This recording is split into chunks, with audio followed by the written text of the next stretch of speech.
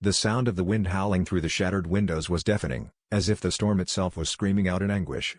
I stood in the middle of what used to be my living room, the floor now littered with fragments of my past life, photographs, books, and pieces of furniture that once held stories of family gatherings and quiet nights in.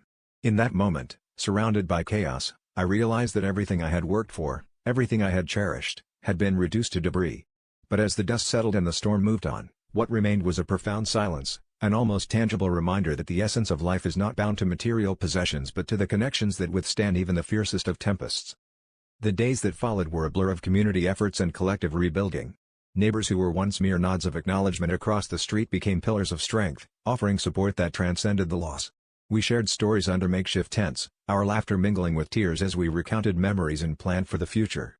It was in these moments of vulnerability and shared humanity that I discovered a deeper sense of resilience, one that had been quietly growing amidst the ruins.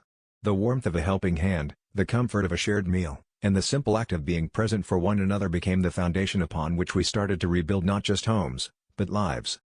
As the weeks turned into months, the landscape slowly transformed. New structures rose from the ashes, symbolic of our collective determination to move forward. But it wasn't the new walls or roofs that signified our recovery, it was the strengthened bonds between us, forged in the crucible of adversity.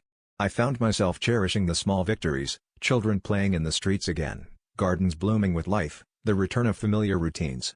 The storm had taken much, but it had also given us a gift, the realization that true resilience is a tapestry woven with threads of love, support, and unwavering spirit.